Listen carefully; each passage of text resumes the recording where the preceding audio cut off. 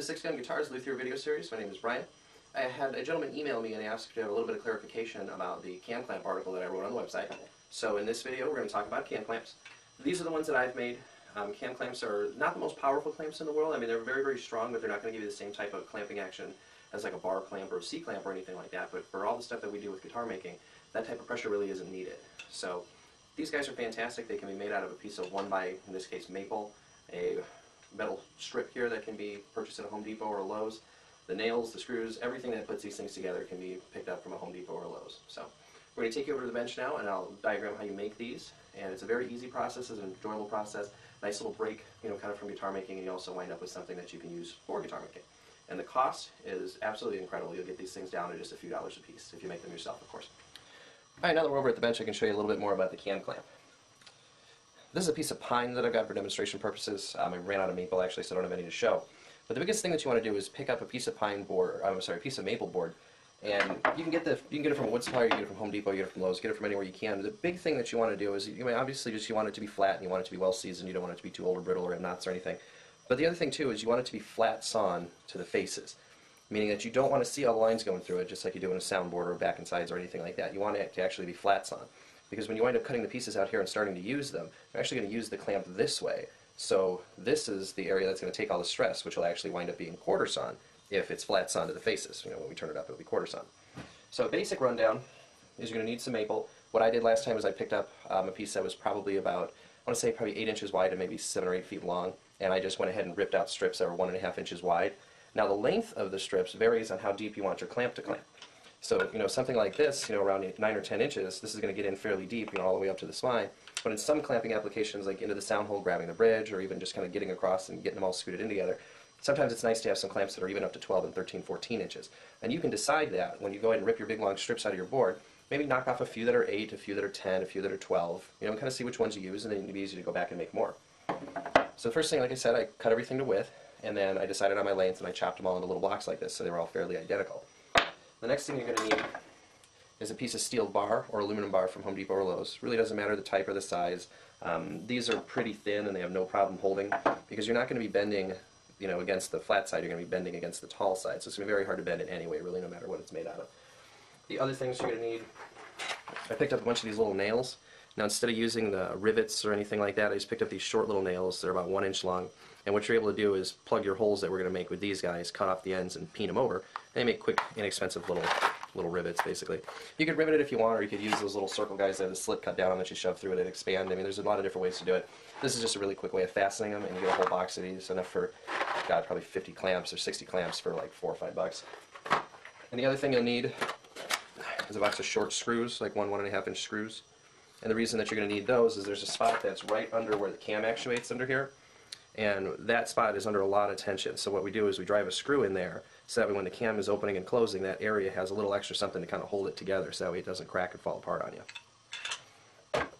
So after you got your material ran to thickness, what I wound up doing was I started on my bottom piece. And what I did was I just kind of traced out, I knew I wanted to have 1 inch or 1.5 inch pads, so I went ahead and I marked that off. And I just kind of came back and drew a little line down, a nice fair curve down that got me about a 1/2 inch down or so, just to have a little bit of throat clearance kind of in there in case I need to get around braces or anything like that. And I just kind of you want to lay your bar stock, whatever length you want it to be is going to be how far your clamp opens. And again, you really doesn't need to have to open too far. Really, only the biggest thing you're going to clamp is around the around the body as you're putting the sides on. So I mean, there's really no need for it to be too big. But I did these things around 12 inches just to have a little versatility. And I moved it in at least the length of itself, just so that way I had a little extra meat over here. And the way that I did that was I just notched the end. I took it right over to the bandsaw and I ran it in about 3 times and it cleared out a slot that I was able to go ahead and slide this guy right into.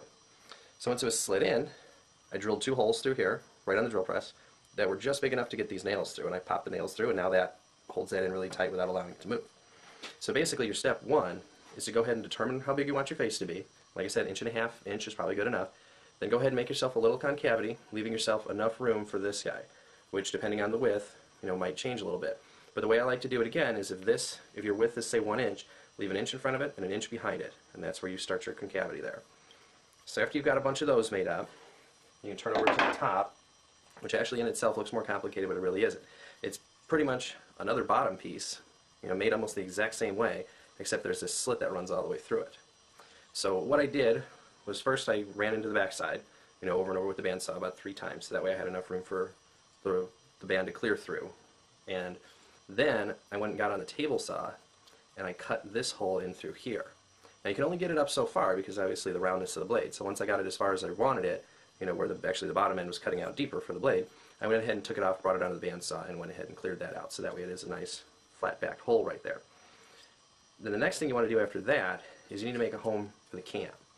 And the way this works is the cam itself sits in this little slot that's in here. And the slot that's on the top I actually just made by flipping this guy upside down and running it through the table saw with the table saw blade only set to come up this high, so it doesn't cut into this bottom piece. And let me see if I can get this out of here. Yep, and that one really doesn't want to come out of there. So long story short, before this cam actually goes in there, you're going to turn this guy upside down and run it through the table saw.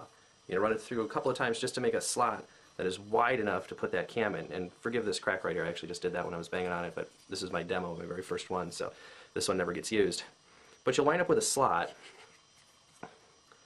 that has the profile of the blade on the inside because you cut it in upside down, so it has plenty of room and a nice curve in here for the cam to kind of lay in when it's not in use.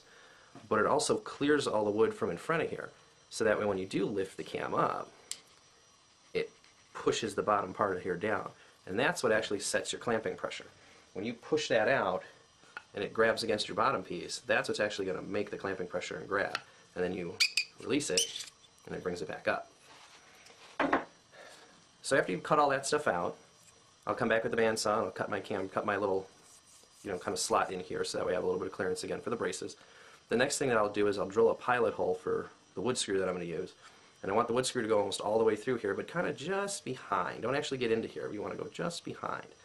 And what I did was I pre-drilled it, I filled it with wood glue, and I drove that screw in there. So that way it's never coming out, and it's got a hold, and it's got a really good hold on here. So that way as this comes up and down and flexes in here, the screw is helping to hold everybody together. Lastly, the bolts. The most important thing to know about these is that the top one needs to be on the front, and the bottom one needs to be on the back. When you have your piece coming through here, what's happening with the clamping pressure is it's grabbing this front piece and it's lifting it up. The thing that's inside of there is pushing up. So if this guy, your slot there, if it's not on the top, it's not going to do anything if it's on the bottom. It's just going to go right on up and flop over, which is the reason why you can let this go and it just flops right down. So your ones on the bottom go directly through the tape because you want to keep that metal bar in there. But the ones on the top, you need one just behind it and one just in front of it. And it doesn't matter if there's a little bit of play in there. That's totally fine, a little bit of chatter, because as soon as you lock that thing in there and you lock the cam, it's going to stop all that.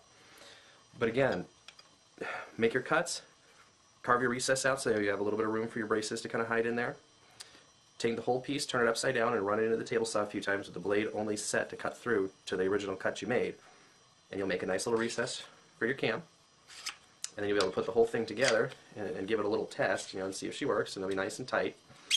And after you've made one, and you know it works, and you know it's the size and the spec that you want, you'll be able to easily run off a dozen or more. Now to make the cams, all I did was take and make a little tear-shaped, kind of teardrop-shaped piece of wood that was about the same size as the hole I made with the table saw, the little concavity that I made on the top for it to live in. And some of them are a little off-size, some are bigger, some are smaller. It really doesn't matter as long as they're all kind of about the same. I just laid them all on a piece of wood, just a piece of poplar in this case. I just laid them all out on there, kind of like this, so I could get a twofer out of it when I was cutting them in half. And cut out a bunch of them. The big point is when you make your hole in there that's going to go through the cam, you want to make sure that your little hole on here is just off-center. And the reason you want it to be just off-center is when you get it on here and you turn it, you want it to start adding more wood to the bottom of the clamp, and that's what's going to actually push down the little flipper. So if it's in the middle, the wood doesn't change.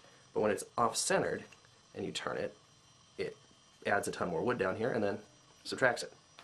And your very last thing you'll wind up doing is you'll put that guy on there, which will be slightly off-center. You could probably even drill it like that because it'll end up off-center anyway. Drill right through and go ahead and put your nail through. Now the other thing that I did with these nails was after I was done, I went ahead and cut them all off with a Dremel and a cutoff wheel. You could do it with a hacksaw too. And then I came back with a hammer and I put these guys on the concrete floor. You can do it on a small anvil or whatnot. And I gave them a few good hard hits, and what that did was it peened them over a little bit and it kind of bent them slightly while they're inside of these holes. And what that's doing is it holds them still so that way they don't come out. And then you can use your clamp. And lastly, I went ahead and got some cork And I picked this up from, I think it was Staples or something a long time ago, but it's just 1/8 inch thick cork. You use it to redo your cork board. And I went ahead and faced all these guys with cork. So that way it's a little bit more forgiving on the guitar surface and whatnot, and it isn't going to mar any finish, or it isn't going to scratch anything that you've spent a lot of time sanding. But that's it for cam clamps. I mean, if you have any other questions, please email me. I know, like I said, this was an email that prompted me to do this video. The online article that I've got on 6gunguitars.com, under the articles tab, that shows some pictures and some stuff like that and tries to give you a pretty good overview. I mean, people are asking for a diagram and technical specs and stuff like that, and I could probably post something like that just based off of this. But I mean, really, it is a 1.5 inch wide piece of wood. That's a 1x thickness, just regular old lumber thickness.